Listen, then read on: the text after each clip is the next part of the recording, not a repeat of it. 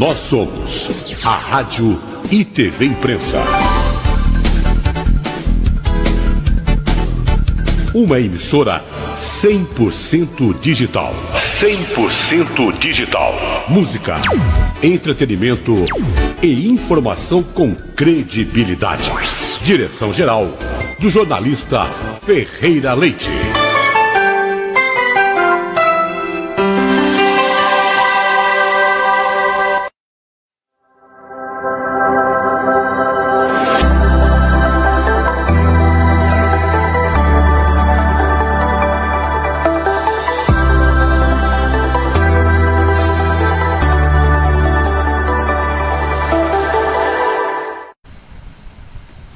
Olá pessoal, boa tarde a todos que estão nos vendo e ouvindo pelos canais de comunicação da Rádio e TV Imprensa, brilhantemente comandada pelo jornalista Ferreira Leite.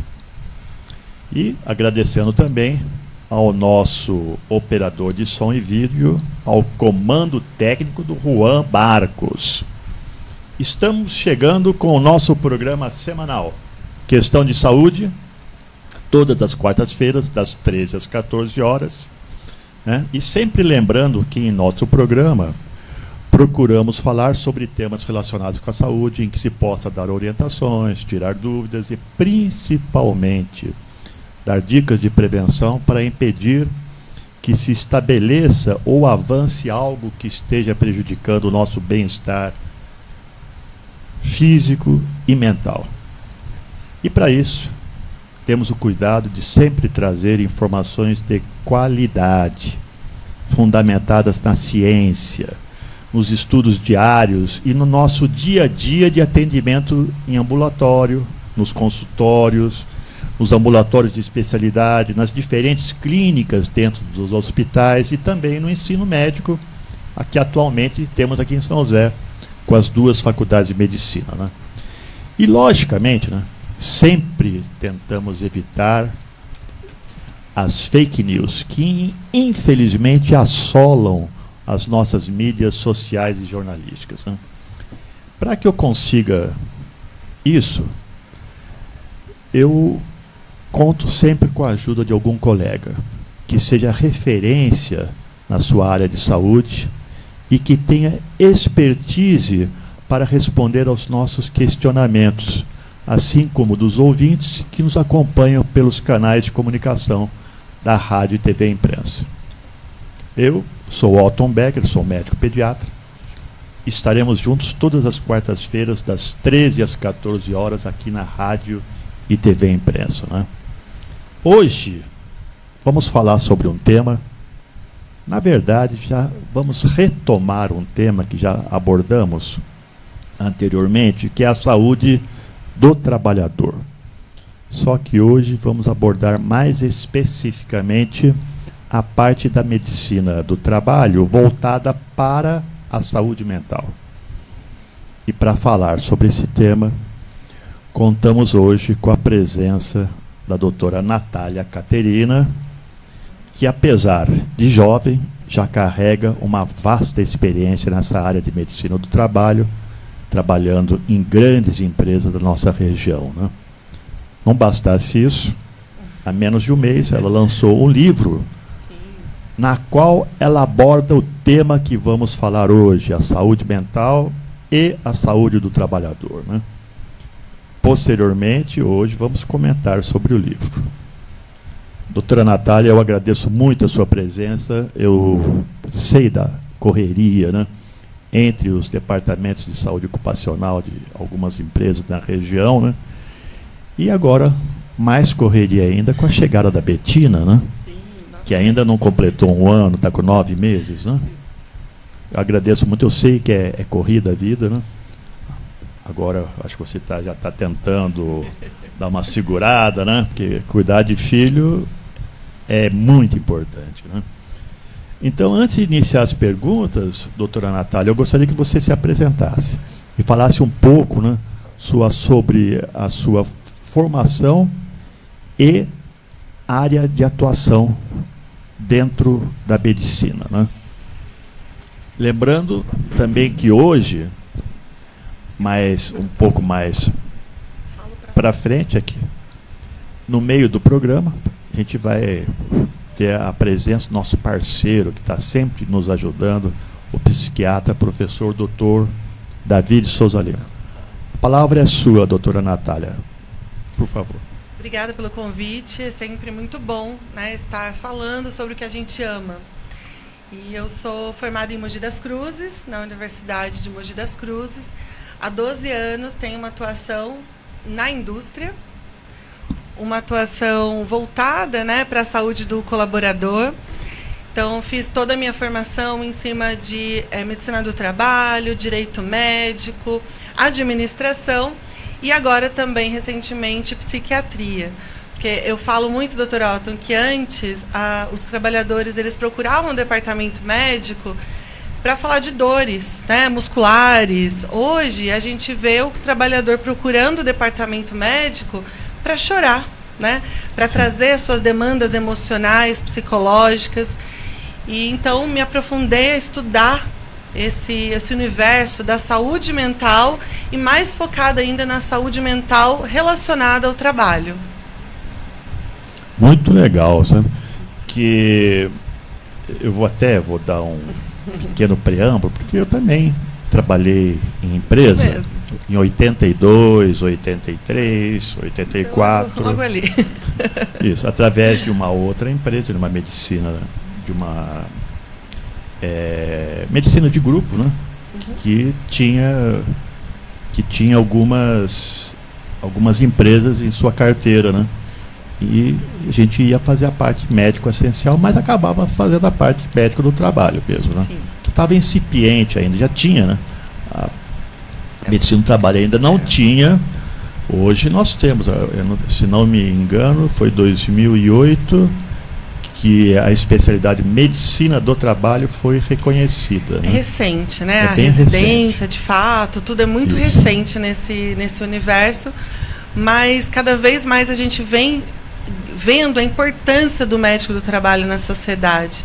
Muitas vezes, a maioria das empresas, a gente percebe que o colaborador ele só tem contato com saúde naquele momento do periódico. Homens, né, que não vão ao médico com muita frequência. Então, a gente vê a importância social, né, que o médico do trabalho tem falando em saúde pública, em prevenção de doenças, em orientação. Perfeito. E você sabe que você está comentando isso, né? E a gente fazia essa parte de medicina assistencial, mas é lógico, mesmo você comentou, mas mesmo naquela época, né? Eles traziam também demandas da família, né? Doutor, o que você acha? Eu posso fazer? Onde que eu vou, né? Hoje, muito mais, né? Acho que a médica, o departamento de saúde ocupacional na empresa e também, né, o departamento de saúde ocupacional, antes era o médico e a enfermeira. Isso porque a lei obrigava, senão eu acho que não teria. Né? Nem medicina do trabalho teria dentro da empresa. Né? Hoje mudou. Mudou muito isso aí. Agora há essa obrigatoriedade toda. Né? E por conta disso, né, até para iniciar o nosso bate-papo, Claro. a gente soube, né? Soubemos que houve, né, por parte do Ministério do Trabalho, uma mudança da lei. Né? A norma regulamentadora número 1, NR1, né? Ela será obrigatória para as empresas brasileiras a partir de 26 de maio de 2025. Então, essa atualização, né, já existia, né, lógico, a NR1. A atualização da NR1 inclui a avaliação e gestão de riscos, né, psicossociais no ambiente de trabalho. Quem queria falar sobre isso há 40 anos atrás? Não se falava sobre isso. Verdade, doutor né? Otton. A NR ela veio, tenho falado muito sobre isso. A gente vê a tendência do risco psicossocial, da saúde mental, a importância do tema, ele vem ganhando corpo, né, ao longo desses anos. Se a gente olhar as estatísticas, a maior causa de afastamento no INSS, a gente está falando de incapacidade laboral, é devido à depressão, ansiedade, saúde mental. Então, a gente percebia já que alguma coisa o governo iria alterar por conta dessa estatística previdenciária. E aí, esse ano, né, a partir de 26 de maio, a gente vê essa mudança de fato acontecendo, né, uma legislação que é antiga, mas agora teve uma revisão, onde a empresa vai precisar identificar e fazer a gestão do risco psicossocial relacionado ao trabalho. Acho que é muito importante a gente pontuar que é relacionado ao trabalho, porque a gente percebe um pouco de confusão dos assuntos, né? Saúde mental, ela é muito ampla. Então, a gente tem as causas não ocupacionais também, né? Que não são relacionadas ao trabalho. Então, o que a NR1 está se referindo são as causas relacionadas ao trabalho. A gente está falando de organização do trabalho, de ritmo de trabalho, de relações interpessoais no trabalho, né? A gente está falando de causas que aquela organização do trabalho podem estar contribuindo para transtornos psicológicos, psiquiátricos nos colaboradores, tá? Então, a gente tem que tomar esse cuidado, porque a empresa também não pode se responsabilizar pela saúde mental integral, pela felicidade do indivíduo, né? A gente tem múltiplas causas, né, de transtornos. Então, a gente só tem que tomar esse cuidado de conceituar, entender bem de qual risco a NR1 está falando. Isso. Queria também comentar, né, que a NR1, né, ela é a principal das normas regulamentadoras, né, que são um conjunto de regras e procedimentos que complementam a legislação trabalhista, né. Está chegando agora aqui no estúdio o doutor Davi Alves de Souza Lima, doutor, professor, lá da Faculdade de Ciências Médicas de São José dos Campos, né, psiquiatra, né, que vai nos dar um suporte aqui hoje. Maravilha. Né? Então, doutora Natália, se nós falarmos besteira, doutor Davi parece. Estou aqui com dois professores. Vai puxar a nossa orelha, viu? Mas, doutora Natália, doutor Davi, primeiro você se apresenta novamente, Davi, só dá uma boa tarde para todos. Né? Boa tarde a todos. Queria agradecer o convite, né, Otton? Prazer estar aqui com a Natália, né? Até parabenizar a Natália também, né? Escreveu um livro recentemente. Quero comprar o seu livro, hein? Vou ver se você tem uma. Questão de te presentear com ele. Mas esse tema realmente da NR1 é um tema interessante. Você sabe que semana passada eu participei de uma discussão sobre essa normativa. É um assunto que eu acho que dá para discutir bastante coisa. E a Natália conhece bastante do assunto, então a gente vai aprender. Com certeza, com certeza. Então, Natália, como que você vê esse novo cenário que está se iniciando com essa mudança da NR1? Bom, acho que a gente tem aqui, né, um mestre no assunto quando a gente fala em transtornos mentais, mas acho que a NR1 ela traz esse olhar da empresa, né, de fato, para entender como a organização do trabalho pode impactar na vida do indivíduo.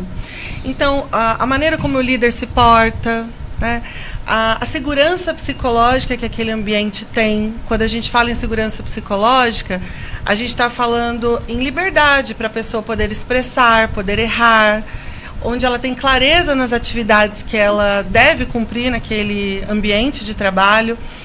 A gente está falando de organizar o tempo com as metas. A gente está falando de medidas organizacionais do trabalho que agora as empresas, como virou lei, vão precisar trazer de fato o assunto para a mesa e colocar nos objetivos estratégicos do negócio a saúde mental. Antes, o que era um benefício, eu ofereço uma terapia, eu tenho, né, um treinamento de liderança, era visto como algo a mais, um benefício.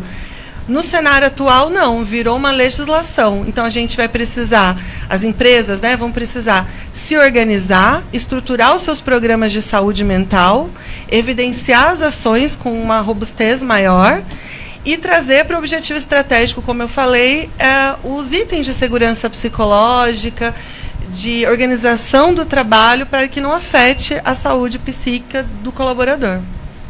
Legal, viu? E então, complementando aqui, como que essa norma regulamentadora, NR1, né, como que ela aborda a questão dos riscos ocupacionais, dos riscos psicossociais no trabalho? Como que ela aborda isso? Acho que a gente tem que voltar lá para a NR17 primeiro. A NR17 é uma norma que fala de ergonomia, né? E que há muito tempo a gente só focou na ergonomia osteomuscular.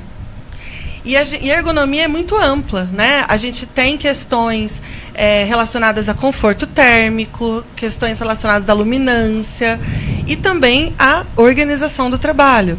Então, o ritmo de trabalho, o ciclo do trabalho, as relações que aquela pessoa tem com tomada de decisão, estresse.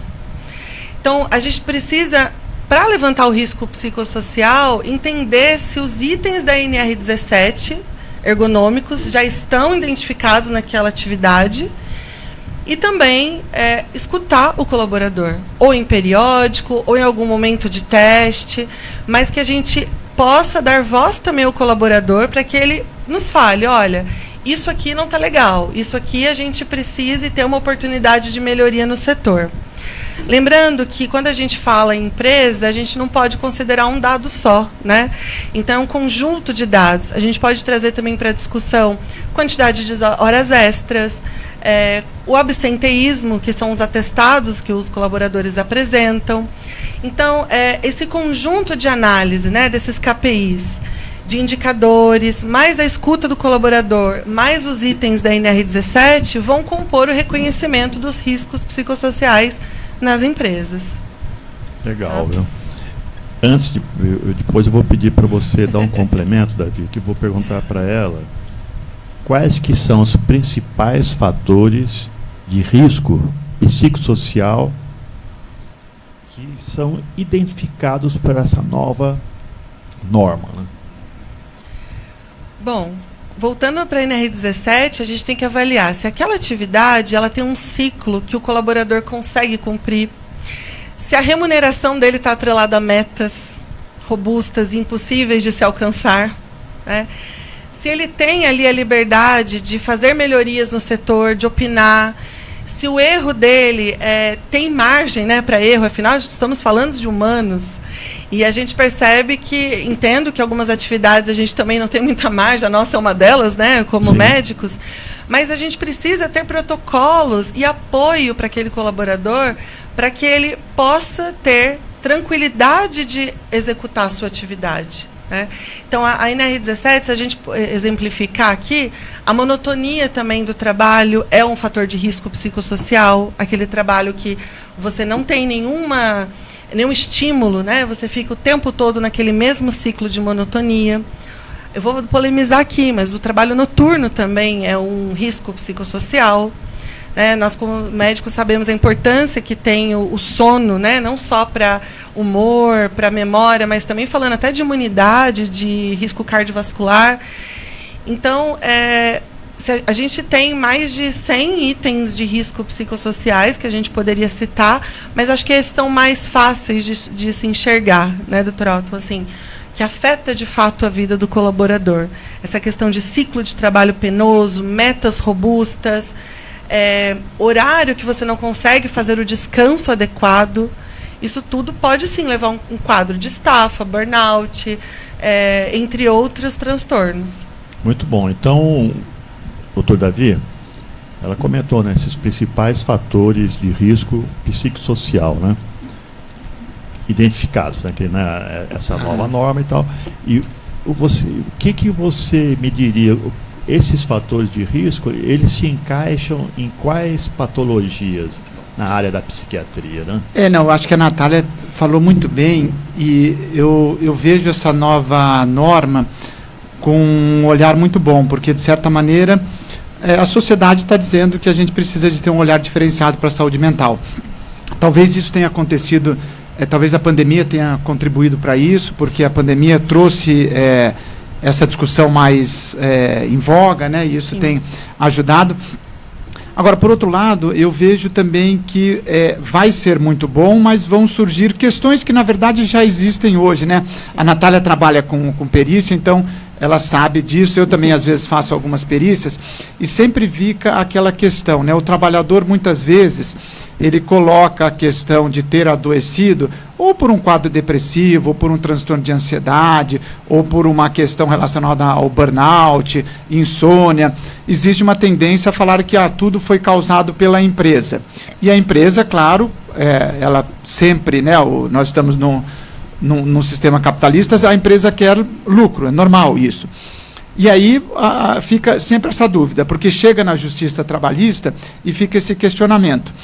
E muitas vezes você fica naquela questão de que, será que foi tudo, será que não foi tudo? Isso às vezes não é uma avaliação tão simples de se fazer, porque as pessoas elas têm personalidade e elas lidam muitas vezes com a pressão e com alguns gatilhos de maneira diferente.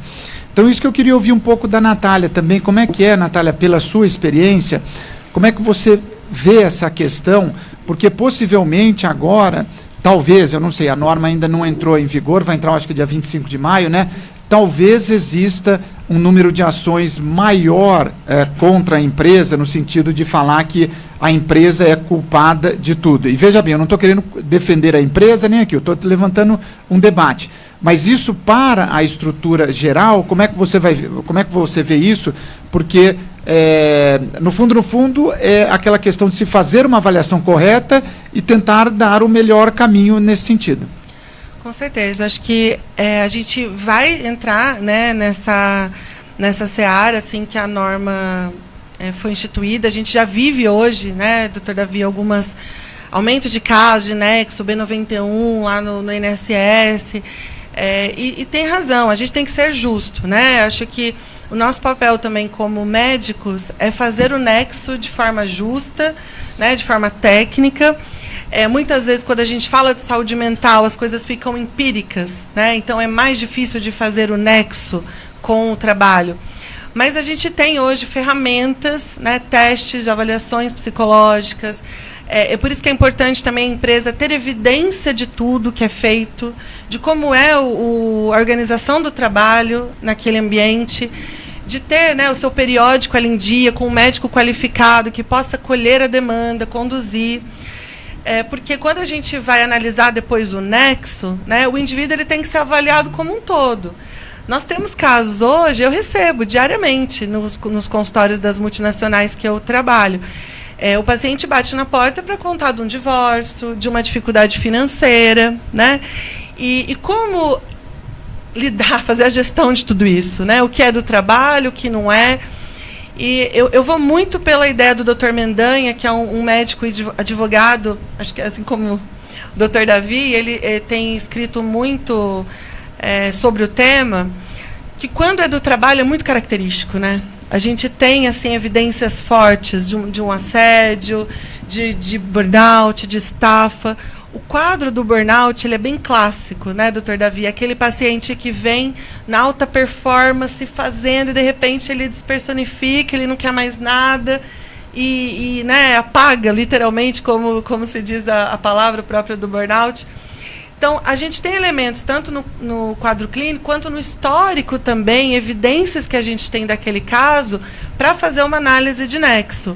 Mas para isso as empresas vão precisar estar bem estruturadas, com o médico envolvido, psicólogo envolvido, porque senão, de fato, vai ser uma chuva de processos onde a empresa vai ser aí o foco, né, de algumas trabalhistas, e nem sempre ela tem a culpa ali, né, do processo. Não, e se o Walton me permitir, uma questão também, Natália, que eu vejo, eu acho que, na verdade, essa é uma discussão interessante, viu, Walton? Porque, no fundo, o que você falou é importante. A gente tem que ser, como médico, a gente tem que ser justo e tentar dar o parecer mais fidedigno em relação ao que está acontecendo. Porque o que o trabalhador, às vezes, ele não entende, né?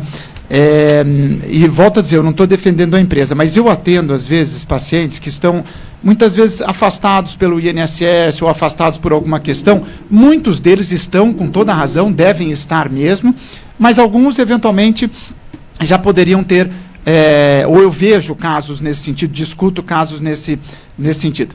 A grande questão é o seguinte: quando você afasta um paciente seja pelo INSS ou por alguma questão, de maneira errônea, então o paciente está tendo um ganho, entre aspas, secundário para isso, no fundo, todos estão perdendo. É isso que às vezes o trabalhador não percebe. Porque o que acontece? Se ele está sendo afastado, alguém vai ter que pagar isso. Quem vai pagar normalmente é o INSS. O INSS, no fundo, somos nós mesmos, porque nós que pagamos os impostos. Então está se gastando um dinheiro nosso numa pessoa que eventualmente não precisaria de estar afastada. Esse trabalhador, ele não se dá conta, porque no dia seguinte, se o filho dele fica com uma pneumonia e vai no posto de saúde, às vezes o antibiótico não tem no posto de saúde, porque esse dinheiro, de alguma maneira, foi usado de maneira indevida e vai faltar, porque o dinheiro ele é finito. Ele acaba. Então, eu acho que o brasileiro, ele precisa de começar, nós como sociedade, a gente precisa de começar a fazer uma leitura mais orgânica e mais geral de que a gente faz parte de um contexto onde todos estamos no mesmo barco. Então, quando alguém eventualmente está levando vantagem, outro alguém vai pagar esse preço. Então, essa é uma discussão também que eu acho que é interessante, que precisa, porque é uma tendência do ser humano sempre pensar de que, não, eu quero o melhor, eu quero dar um jeitinho para que a coisa fique boa para mim. Se a pessoa está precisando realmente, ela tem o direito. Mas se eventualmente é uma simulação ou algo que não está indo de acordo com o que era para ocorrer, vai gerar um problema. Como é que você vê isso? Perfeita a colocação, doutor Davi, sempre com esse olhar amplo de saúde pública, de sociedade, né? E a gente percebe, infelizmente, sim, alguns atestados, inclusive falsos, ou de colegas que não têm essa visão, né, do todo, infelizmente, né? Também, eu não julgo, porque às vezes o que o paciente leva é só essa visão que o colega especialista fica, ele não conhece a empresa. Então, acho que vai passar por um momento agora, doutor Davi, de balizar mesmo tudo isso.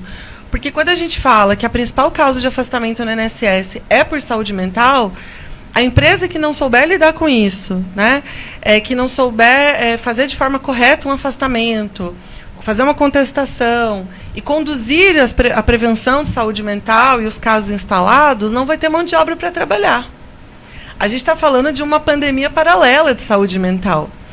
Lá em 2018, a Organização Mundial de Saúde, ela já tinha alertado, né, junto com a Organização Mundial do Trabalho, que até 2030 a incapacidade de mão de obra do mundo seria por saúde mental, sem saber da pandemia.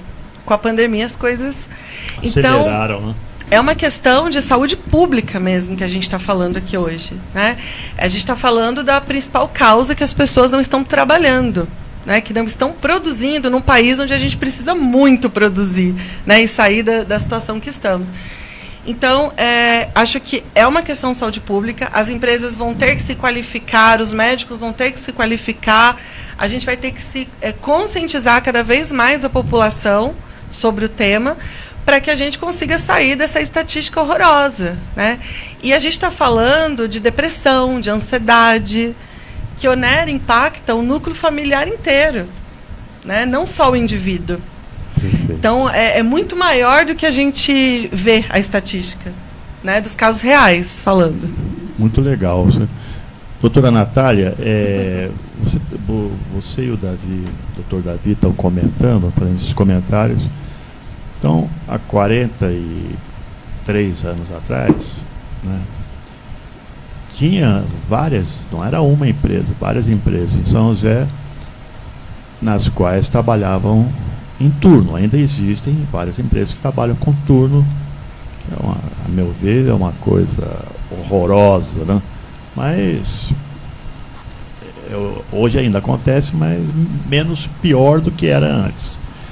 E tinham várias meninas, adolescentes de 14 anos, que trabalhavam em turno. E muitas vezes tinham que largar o próprio estudo para poder trabalhar, que é aquele dinheiro que sustentava muitas vezes a casa.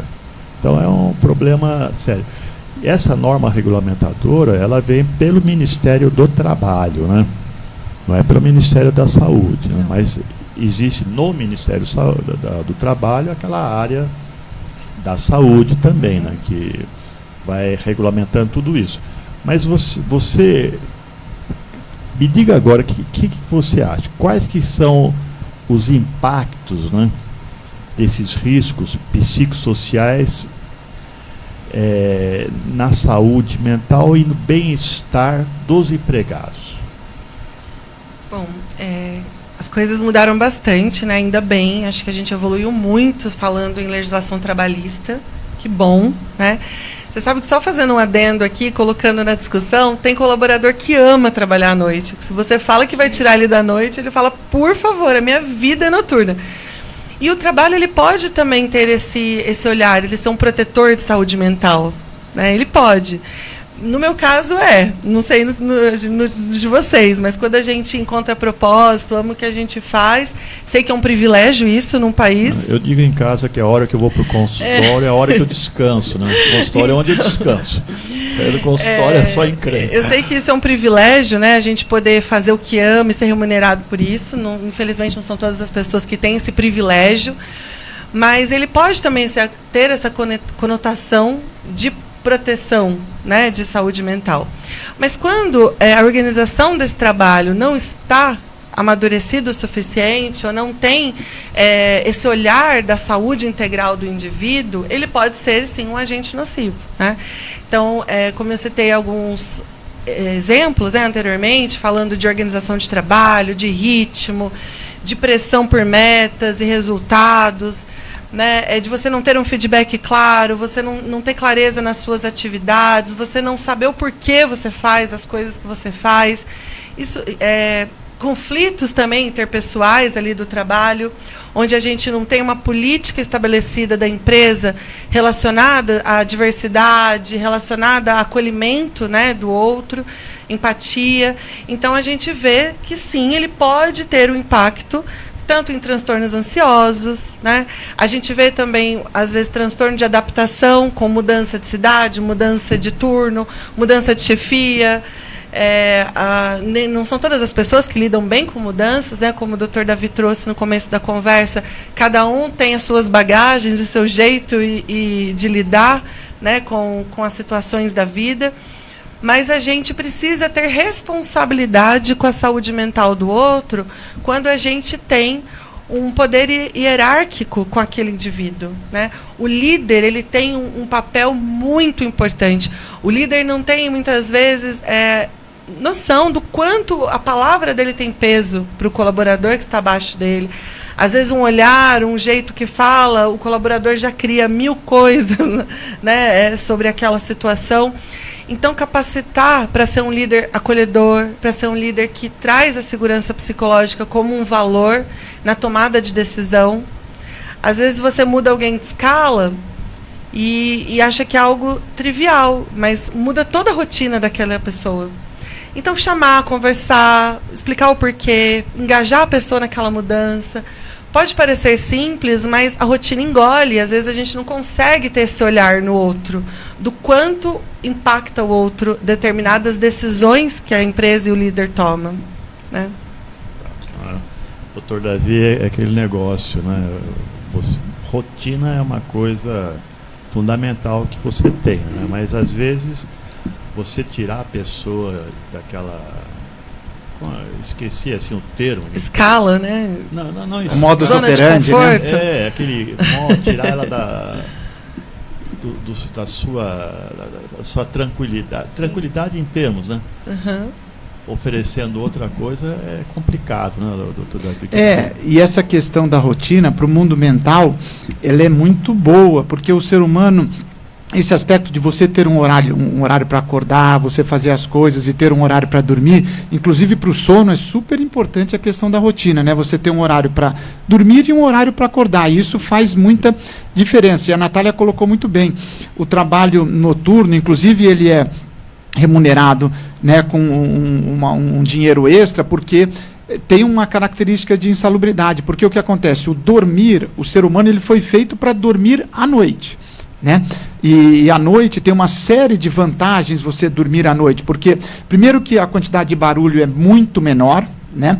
Está escuro, e quando está escuro a produção de melatonina, que é um hormônio que a gente produz na glândula pineal, no cérebro, é muito grande quando você dorme bem. Então você tem um padrão, né, de sono muito melhor quando você dorme à noite. Então quando trabalha-se à noite, Claro que tem trabalhadores que gostam, mas no geral é melhor trabalhar durante o dia do que para a saúde, é melhor trabalhar durante o dia do que à noite. E essa questão da rotina é fundamental, né? Porque isso baliza, e o trabalho entra como uma das características na vida de uma pessoa super fundamental, porque você trabalha aí em média 8 horas por dia, você trabalha 1/3 da sua vida, pelo menos você passa trabalhando, então é muito tempo. E ela estando dentro dessa rotina, e uma rotina que seja uma rotina, enfim, estruturada, acolhedora, onde o trabalhador está bem inserido dentro daquele contexto, é muito melhor para todo mundo, não só para o trabalhador, mas para a empresa também. Com certeza. E pegando esse gancho, doutor Davi, acho que aqui a gente tem ouvintes e cabe a nós também fazer essa promoção de saúde,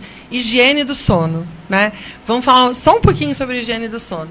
É uma das coisas mais difíceis de você conseguir. Eu digo isso como pediatra também, né? Desde o recém-nascido. Né? Olha, eu estou com uma bebezinha de 8 meses, estou passando na pele. É muito diferente da plantão à noite, viu? Bem diferente.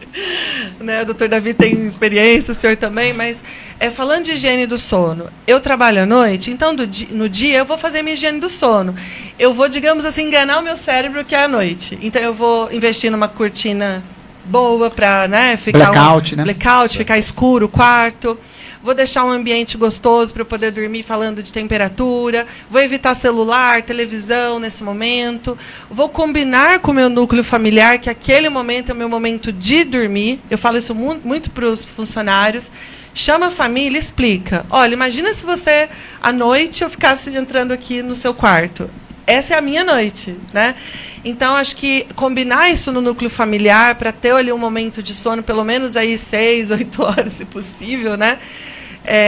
E executar, de fato, essas ações de higiene do sono, que isso é proteção de saúde mental. Dormir bem é proteção de saúde mental. Doutor Davi, agora eu tenho uma pergunta. Você comentou sobre a rotina do sono, tentar dormir mais ou menos no mesmo horário, né? E às vezes tem jogo do Corinthians às 10 horas da noite, né? Como é que eu faço? Poxa? Quando ganha uma vez, fica assim. Né? É um problema, é um problema. É um problema. Não sou quem gosta de futebol, eu gosto muito de futebol, né? Então, mas isso, na verdade, assim, a rotina ela é fundamental. Agora, você eventualmente sair da rotina também não é algo que desorganiza a saúde mental. Então, num final de semana, você tem uma festa, você vai fazer... Isso, assim, eventualmente, isso é algo que, do ponto de vista, assim, se você consegue se recompensar depois, até num panorama mais geral, é saudável, porque você está fazendo coisas que você gosta naquele momento. Claro, fui dormir 2, 3 horas da manhã. Você não vai poder acordar às 6 no outro dia, você vai ter que esticar um pouquinho mais. Enfim, mas aí você tem que ver, cada caso é um caso, mas é importante essa discussão, sim. Mas, doutora Natália, você que é de fábrica, né? Cada função nova, muitas vezes você tem que ir até o local que o novo trabalhador que vai chegar, que você precisa conhecer aquele local que ele vai trabalhar, né? Isso tudo, né? Não adianta, o médico de trabalho não é só ficar sentadinha na cadeirinha dela, o ar-condicionado ligado, não é só isso, né? É muito mais do que isso, né? Eu queria que você comentasse comigo, doutora Natália, né? Na sua visão, né, qual a importância desses programas de apoio psicológico no ambiente de trabalho? Bom, eu sou suspeita, né? Porque eu tive a honra de ser convidada para fundar uma startup de saúde mental lá no Parque Tecnológico, chama Plenavi. Tá? E a gente leva para as empresas psicólogo na tela, né? Então, o objetivo da Plenavi é democratizar a saúde mental. Antes, a gente via só pessoas com muito poder aquisitivo fazendo terapia, né? E hoje, que bom que as pessoas têm acesso e podem buscar autoconhecimento, a cura pela fala, né? É muito importante. Então, eu sou suspeita porque eu estou nesse ramo, acho que o meu propósito está bem voltado para isso hoje. Então, as empresas precisam buscar oferecer benefícios que, de fato, transformem as vidas, né? Não só benefício por benefício. Então, eu tenho a sorte de trabalhar em empresas que têm essa diretriz de trazer benefícios eficientes, que realmente impactem a vida do colaborador, mas a gente está falando de psicólogo, a gente está falando de acessibilidade também na questão de atividade física, né? A gente está vivendo um momento que está difícil comprar supermercado, então não está sobrando muito dinheiro para esse tipo, né, de atuação. A nossa pirâmide lá das necessidades básicas, infelizmente, ainda está faltando a base, né? Mas quando a empresa entra e faz esse impacto social, oferecendo psicólogo, nutricionista, academia, né? Momentos de bem-estar, não só para o colaborador, mas também para os familiares, ela está contribuindo para a proteção de saúde mental, né? A gente, quando fala de proteção de saúde mental, passa por todos esses profissionais e atividades, hobby. E ter um hobby custa caro, né, gente? Não é todo hobby que é barato. Então, a gente tem grupos de corrida, por exemplo, que algumas empresas fazem, que corrida colocou o tênis, foi, né? Correu. A gente tem grupos de intenção, né, de interesse, de discussão de temas, por exemplo, como maternidade, como outros temas afins. Então, a empresa ela passa a ter esse compromisso social também de dar acesso ao colaborador de medidas de proteção de saúde mental que nem sempre ele consegue adquirir, né, se for contar só com o salário. Então, esses benefícios eles passam a compor. Não, e você sabe, essa questão da terapia, ela é muito importante, né? Porque às vezes as pessoas elas têm a ideia de que a terapia é frescura, não vale muito a pena. Eu sou muito favorável, assim, a que as pessoas façam terapia, mas claro, eu acho que assim, eu costumo até falar para os meus pacientes que 3 requisitos têm que acontecer para a terapia dar certo, né? Primeira coisa é o paciente querer fazer terapia, porque se o paciente não quiser, fica mais difícil. O segundo aspecto, você tem que fazer terapia com uma pessoa competente, porque em todas as áreas você tem pessoas competentes e pessoas não tão competentes. Então tem que pegar um profissional, uma psicóloga, um psicólogo bom no que faz. E a terceira coisa é o santo tem que bater com o psicólogo, ou com a psicóloga, porque se o santo não bate também a questão não vai. Quando esses 3 requisitos se preenchem, a chance de dar certo é muito grande. E eu vejo a terapia como um processo também de autoconhecimento e de reflexão, porque hoje o mundo está numa velocidade tão grande, as coisas estão passando, que as pessoas às vezes elas não param 5, 10 minutos para dar uma refletida. Peraí, mas o que eu estou fazendo? Como é que está a minha vida? O que eu posso mudar? A terapia, ela te obriga a parar ali uma vez por semana, pelo menos, 50 minutos, 1 hora, que você vai ter que parar e você vai ter que pensar coisas que estão acontecendo com você, com a ajuda de um profissional bom, e isso é fantástico. Se você fizer isso, com esses requisitos que a gente conversou, você vai crescer, você vai começar a refletir melhor sobre as coisas que estão acontecendo com você e você vai ser beneficiado nesse aspecto. Então, acho que é muito interessante. A gente tem um dado importante que eu sempre trago, doutor Davi, que só 3% das pessoas que cometeram suicídio estavam fazendo terapia. Então, a gente tem ainda um caminho a se percorrer, quebras de tabu, mas eu adorei os critérios, vou usar nas minhas falas também com os pacientes. E como é importante, né, ter esse momento onde você tem um compromisso com você mesmo. É aquele momento que não vai ter nada mais, a atenção é plena em você, né, e com um bom profissional conduzindo, a chance é muito grande de você ter um desenvolvimento pessoal, psíquico, você conhecer suas emoções. Isso é muito importante. E a terapia, às vezes as pessoas acham que é fácil fazer terapia. Terapia não é fácil fazer, porque no fundo você está pagando muitas vezes para cutucar a ferida ou as feridas, né? Então, quando você entra ali, então às vezes você vai para uma sessão de terapia, às vezes você sai da sessão, às vezes mexido realmente, né? Abalado, às vezes triste, mas de alguma maneira aquilo vai estruturar o seu psiquismo para que você caminhe no sentido de mudar, né? E tem dias que você vai sair bem e tudo mais, mas não é uma coisa simples, não. Fazer terapia não é tomar café com um amigo na padaria, é diferente. Eu faço terapia há 15 anos, né? Já mudei de psicólogo algumas vezes, porque de acordo com a fase a gente vai se identificando com alguma técnica, né, diferente. E ainda me surpreendo. Tem dia que eu vou e falo, nossa, hoje eu não tenho nada para falar. O que eu vou fazer lá hoje? Eu não tenho nada a dizer. Hoje eu estou fazendo online, né? Eu não tenho nada a dizer. e é o dia que sai uma coisa e fala, meu Deus, eu não sabia onde estava isso aqui dentro. Então a gente se surpreende com as nossas próprias emoções, né? E a terapia é um momento seguro para se fazer isso com um profissional imparcial, competente, sem julgamentos e em sigilo. Eu vou dar um pitaco aqui, estou de fora, sou pediatra, né? Porque as empresas, né, principalmente o sexo masculino, os homens, se você fala em terapia para eles, é a morte, né? Eu não sou louco, por que eu vou fazer terapia? Está mudando, está mudando. Então isso está tendo uma mudança, está Sim. tendo uma evolução nessa área, né? Então isso sempre, isso a vida toda, né? Falou para o homem, vai no psiquiatra. Putz, é a morte pro cara. Não, mas não sou louco, vou fazer o quê? Não é isso. Você, psiquiatra não trata só loucos, para você não ficar louco, talvez, né? Então, às vezes quando chega no psiquiatra já passou no otorrino, né? Porque eu não estou dormindo, eu vou no otorrino. Né? Eu estou com algum sintoma psicossomático, eu vou no dermato às vezes, com alguma. Então passa por todos os especialistas, onero, convênio, aí chega no psiquiatra. Que bom que isso está mudando. A gente vê a participação da alta gestão nisso nas empresas. Então, eu tenho a sorte de trabalhar com diretores que fazem terapia, estimulam que os colaboradores façam. Isso ajuda muito, né? Mas a gente percebe hoje mudando bastante isso, viu, doutor Otton? Assim, os meninos procurando mais aí a saúde, não só uma vez por ano no periódico, ou na campanha do Novembro Azul, mas aceitando apoio, ser ajudado, reconhecendo suas emoções, chorando, né?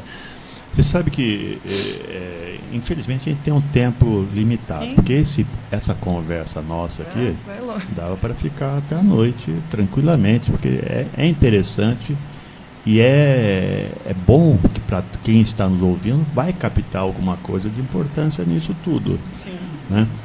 Então, eu vou perguntar uma coisa que para vocês dois, vou perguntar para a Natália, mas o Davi vai fazer os comentários dele, né? Natália, você que vive no ambulatório de saúde ocupacional, né? Quais os sinais de alerta para tentar se identificar um transtorno psicológico em um trabalhador que esteja executando aquelas atividades habituais dele dentro de uma empresa? Quais seriam esses sinais de alerta? A gente tem implantado nas empresas o brigadista da mente, né? Acho que é um jeito de capacitar mais pessoas no tema, porque a gente não tem braço suficiente, né? A saúde ocupacional, de estar em todos os lugares da empresa, enfim. Então, a gente tem capacitado multiplicadores para que eles saibam identificar sinais de alertas e também atuar diante de uma crise de ansiedade, né? Uma crise de pânico, um surto psíquico. Então, eu falo muito para os brigadistas, quando a gente faz o treinamento, que é estar atento ao que mudou. A gente conhece a pessoa que está do nosso lado trabalhando. A gente passa mais tempo com as pessoas do trabalho do que muitas vezes com as pessoas de casa. Eu falo que um bom dia da enfermeira que trabalha comigo, eu já sei se ela está bem ou não, né? Então, é estar atento ao outro. Parece óbvio, mas o óbvio precisa ser dito, né? Então, estar atento a uma mudança de humor, ao isolamento. É aquela pessoa que sempre estava ali disposta, de repente não está mais, ou não quer almoçar, ou está com um humor diferente, mais irritada. A depressão não vem como nos livros, né, doutor Davi, infelizmente. Então, às vezes, a irritação é um primeiro sintoma, né? A apatia, não quero mais, não tenho mais vontade. O choro, né? Algumas pessoas que conseguem colocar, né? O choro, extravasar. A mudança de humor é importante estar identificando, falta de concentração, né? Perder um prazo que não era daquela pessoa perder no ambiente de trabalho. E o sono, né, gente? A pessoa chega todo dia reclamando que não dormiu, ou que não está legal. Então, a gente estar atento a quem está do lado. E se perceber que teve essa mudança de humor, essa mudança de comportamento, né? Essa fala diferente, encaminhar para o serviço médico, encaminhar para um profissional que possa acolher, identificar o que está acontecendo e traçar estratégias, porque, gente, é uma estatística preocupante, mas nós temos medicamentos, nós temos profissionais capacitados, protocolos para lidar com esse tipo de transtorno e que vai bem, né, doutor Davi? O doutor Davi pode falar aqui inúmeros casos de sucesso que ele tem no consultório e eu também posso citar. Então, peçam ajuda, porque tem tratamento, a gente consegue ser uma pessoa ativa, produtiva e plena, né, mesmo tendo um transtorno mental de base. Essa questão do sono ela é fundamental, né? Porque o sono, o adulto, a Sociedade Americana de Sono que diz que o adulto tem que dormir entre 7 e 9 horas por noite. Por isso que a média é em torno de 8, né? É aquela velha história, se você fizer uma continha rápida, 8 horas é 1/3 do dia. Então, uma pessoa que vive 90 anos, ela passa 30 anos dormindo se ela teve uma boa saúde durante a vida. Então é muito tempo. E as pessoas, às vezes, elas desvalorizam o sono. E a maior parte dos transtornos mentais, grande parte deles, quando existe um transtorno de ansiedade, um quadro depressivo, mesmo bipolaridade, enfim, normalmente você tem alteração no padrão de sono também. Então, assim, o sono é fundamental, é uma das coisas que faz parte da anamnese, né, de qualquer médico. É importante você perguntar a questão do sono, e importante. Agora, voltando um pouco àquele assunto, né, eu acho que também, assim, a questão do preconceito com a psiquiatria melhorou muito mesmo, né, muito, né? Eu acho que antes era... talvez a pandemia também tenha contribuído, mas apesar de ter melhorado muito, ainda existe preconceito, né? Ainda existe, mas melhorou muito. As pessoas ainda... tem muitos consultórios psiquiátricos que às vezes eles não colocam eventualmente uma identificação na frente, isso, aquilo, porque tem paciente que às vezes não quer falar que está indo no psiquiatra, mas você tem razão, melhorou bastante, então acho que a gente está avançando. Que bom, né? Que bom que as pessoas estão podendo sentir, falar e procurar ajuda, acho que é isso. Legal, viu? Eu vou te fazer mais uma pergunta daqui a pouco, mas eu tenho um compromisso aqui que eu tenho que agradecer os ouvintes, né? Que se eles têm ouvintes, claro, não existe programa, lógico, né? Eu queria agradecer muito Raquel Marconde Sereno, lá de Caçapava Velha, lá em Caçapava, né? Divulgue para os seus grupos, divulgue para os seus amigos, Raquel, e continue nos ouvindo, mande perguntas, né? Aqui tem o Robson e a Eliette Sobrinho. Eles dizem o seguinte: somos ouvintes do seu programa aqui em Guaratinguetá. Quando moramos em São José, o senhor foi médica da nossa filha Marina. Hoje ela tem 26 anos. Eu tenho umas crianças de 40 e poucos anos que foram também os pacientinhos, né? Você já está atendendo os netos, né? Os netos, com certeza. Né? Obrigado, Robson. Eliette tal, eu peço sempre, divulguem para todos, né? Márcio Deodato, do bairro Novo Horizonte, aqui de São José, obrigado, Márcio. O Paulo Piraju, conjunto 31 de março, aqui de São José. O senhor já atendeu minha filha no Bosque dos Eucaliptos.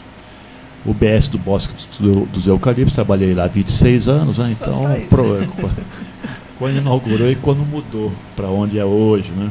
Então é bem possível mesmo. Obrigado, viu, Paulo? Obrigado, continue nos ouvindo. E por último, aqui tem a Eliana Máfia, Trindade de Eugênio de Melo, São José dos Campos, obrigado. E obrigado, continue nos ouvindo, hein? E tem uma pergunta. Mas para o Davi, né? O Juraci Ramalho, aqui do Jardim São José dos Campos, muita gente precisou de atendimento psiquiátrico após o período de pandemia. Eu já vou até responder para o Davi, né? Porque hoje, vocês sabem que nós cursamos a faculdade, a graduação dura 6 anos. Após a graduação, você vai... Eu quero ser determinada especialidade. E hoje... vou fazer a residência médica para me tornar especialista, né? E hoje uma das especialidades mais procuradas, se não a mais procurada, é a psiquiatria, né? Mas o que você fala para mim, Davi? Muita gente precisou de atendimento psiquiátrico? Precisou na pandemia, né? Eu costumo dizer, eu tive vários colegas que na pandemia fecharam o consultório. Eu não fechei o consultório na pandemia, pelo contrário, até meu consultório foi muito bem na pandemia. E pós-pandemia, também. Eu acho que psiquiatria é uma área, como o Otton colocou, que está crescendo muito, as pessoas estão tendo um olhar diferenciado. Então, eu vejo isso com muito bons olhos, porque, no fundo, o ser humano é isso, né? A gente não é só corpo e só mente, né? O conjunto do que acontece na nossa cabeça, com o nosso corpo, né? E essa terceira gama que se fala hoje em relação à questão espiritual também. Então, essas questões, elas são muito importantes, porque se a gente não está legal de cabeça, não está bem mentalmente, as outras coisas não vão bem. Então, acho que é interessante essa discussão. Pode falar, Nath. E também nos atestados, né, o absenteísmo teve um aumento de 64% no INSS nos últimos 10 anos relacionado à saúde mental. Então, a gente está diante, sim, de uma pandemia paralela aí de saúde mental. Eu ouso dizer isso. Doutora Natália, a gente já está quase finalizando, mas eu não poderia deixar de falar sobre esse assunto. Doutora Natália, eu gostaria que você falasse sobre o seu livro, que foi lançado mês passado, e que faz uma abordagem muito brilhante, né, sobre esse tema que nós estamos comentando hoje, né? Eu queria que você comente sobre esse livro, né, ou sobre o título do livro, porque não é de promessa, é de propósito. De propósito. É do verbo dar. Exatamente. De propósito, né? Manual de Saúde Mental no Trabalho. O que você pode nos falar sobre esse seu livro? Ela já tinha plantado a árvore, tão jovem, né? Já plantou árvore, já tem filho. Já fez o que tinha que fazer. O livro, não? Já fez o que tinha que fazer na vida, né? Eu livro ainda, vou escrever. Mas o que você pode falar para mim sobre o seu livro? Acho que foi uma audácia, né, um puerpério, ter escrito esse livro. Eu vou mostrar aqui para vocês, acho que dá para ver aqui. Dá para ver, certo? Mais para cima. Bom, de propósito é um trocadilho, né, para que a gente busque o propósito, mas de uma forma intencional, que a gente, de fato, busque esse autoconhecimento e colocar intenção nas coisas que a gente faz, né? Eu defendo o trabalho como, sim, um agente protetor de saúde mental. Para mim foi, né, no momento que eu estava ali no puerpério, desde os 16 anos, nessa correria de 1000 horas fora de casa, e de repente me vi ali 7 meses em casa, né, com a minha filha, que, nossa, a melhor coisa do mundo, mas a gente perde um pouco a identidade do nosso trabalho, a mulher passa por um momento bem complexo, né, ali no puerpério. Então, eu comecei, nos momentos que eu tinha, que a bebê estava dormindo, a escrever, a trazer alguns materiais que eu já tinha, né, sobre o assunto. Quando surgiu a NR1, também, eu estou envolvida lá na Plenavi, que é essa startup de saúde mental. Surgiu a NR1, eu comecei a receber muitos telefonemas e mensagens. E aí, o que eu tenho que fazer? Como eu faço a adequação da minha empresa?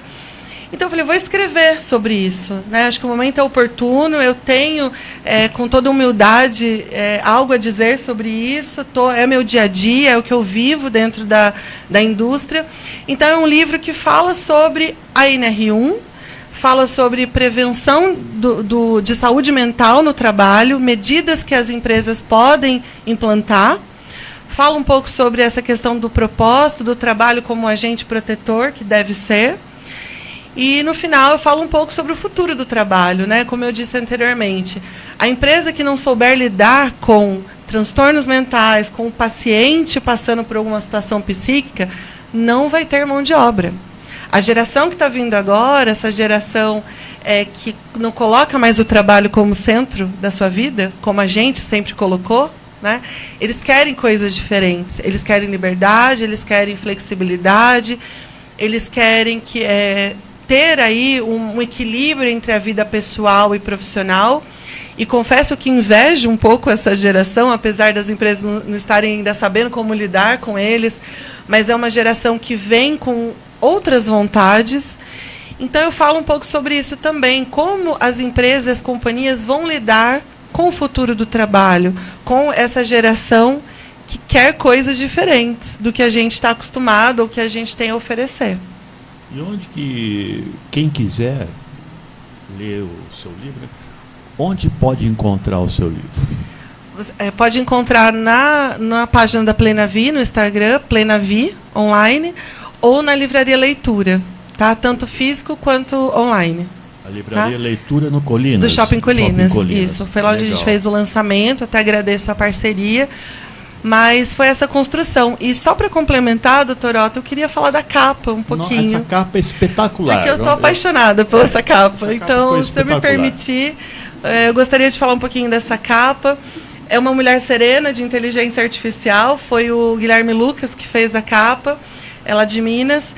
E ela é essa medusa, né, moderna, que a qualquer momento vai abrir os olhos e a gente está vivendo mesmo. Acho que a saúde mental, os transtornos mentais estão aí. A qualquer momento a gente pode ser um de nós, né, a qualquer momento, a estar passando por uma situação de saúde mental.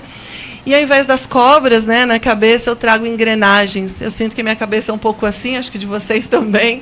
A gente está sempre criando, pensando e se movimentando.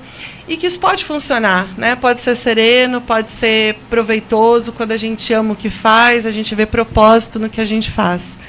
Muito então, legal. acho que é isso. Eu vou finalizar uma pergunta para vocês dois, hein? Doutora Natália, doutor Davi, né? Quero que vocês digam para mim, para todos quem está nos ouvindo, quem está nos vendo aqui pelos canais de comunicação da Rádio TV Imprensa, quero que vocês digam para mim. Primeiro, doutor Davi, né? Depois você vai falar, Natália. Como que é possível ter saúde mental nos dias de hoje e, na verdade, desafiar as estatísticas, né? Davi. Eu acho que é um pouco um chavão, mas é aquela questão de ter o equilíbrio, né? Então acho que você tem que saber equilibrar a sua vida pessoal, a sua vida no trabalho e cuidar muito bem da sua saúde, não só física como mental, mas a física é muito importante, porque quando você está bem fisicamente, fazendo exercício, enfim, se cuidando, se você tem alguma doença clínica também, seja diabetes, hipertensão, hipotiroidismo, enfim, é super importante você cuidar bem dessas questões clínicas, porque isso vai fazer com que o seu corpo fique bem, isso tem um reflexo na mente e diminui a chance de você ter outras doenças também. Então, acho que o importante é a pessoa ter um olhar diferenciado para si próprio, olhar para ela e também colocar para ela o que faz sentido para a vida dela, o que é importante para a vida dela, porque às vezes o que é importante para você não necessariamente é importante para mim e não é importante para a Natália. E essas particularidades, elas precisam ser seguidas, porque quando você faz o que você gosta, o que você quer, isso ajuda muito a você ter uma boa saúde mental e, consequentemente, uma boa saúde no geral também. Perfeito. E eu também Natália. colocaria, uma aula, né, doutor Davi, sempre, mas eu também colocaria a questão dessa comparação que a gente vive hoje. Você liga ali ao Instagram, é todo mundo em Dubai ou na Forbes? Já viu? Você fica, meu Deus, onde eu errei, né? O que eu estou fazendo? Então, não é real, né? Então, acho que a inteligência artificial, a tecnologia, ela traz muitos benefícios, mas ela também colocou a gente conectado full time, né? Antes as pessoas mandavam e-mail e esperavam. Hoje elas mandam um e-mail e te avisa no WhatsApp que ela mandou um e-mail. E se você não respondeu, o que aconteceu com você? Onde você está? Então, esse imediatismo, né, essa corrida por não sei o que a gente se coloca muitas vezes, essa comparação das mídias sociais, do que não é real. Então, a gente precisa ir para a terapia. Eu coloco muito a terapia como centro, assim, como uma pessoa em constante análise, eu trago muito isso, para a gente, através do autoconhecimento, não cair nessas armadilhas, né, dessa corrida para o quê? Né? A gente está correndo de quem para que lugar? De respeitar também os nossos momentos de descanso, de atenção plena, em família, algo que eu estou tentando nesse momento aprender, né, com a bebê em casa, estar presente de fato. A gente vai para a mesa de restaurante, é todo mundo no celular. Eu acho que é sobre isso, é tudo isso e mais um pouco. Tomar cuidado para a inteligência artificial não virar ignorância artificial, né? É IA também, né? Mas eu agradeço muito a sua presença, doutora Natália. Obrigada. E hoje o meu parceiro, doutor Davi, vem sempre aqui conosco, e sempre nos abrilhantando, né, com o seu conhecimento todo, né? Mas, Natália, fiquei muito feliz de poder contar com a sua presença. Sucesso para você nessa sua empreitada com esse seu livro, né? E ficamos por aqui. Quer deixar uma palavra final? Agradeço a participação, Dr. Davi, o mestre, Dr. Otton também. Que bom, né, esse programa levando saúde e prevenção. Parabéns pelo projeto. E façam terapia, pessoal. Busquem autoconhecimento. E as empresas que estão escutando, busquem aí implantar medidas e trazer saúde mental como um objetivo estratégico de fato. Bom. Davi? Não, acho que era isso mesmo. Obrigado, viu? Agradeço a todos. Ficamos por aqui com mais um programa Questão de Saúde. Até quarta-feira que vem, às 13 horas. Pessoal, tchau.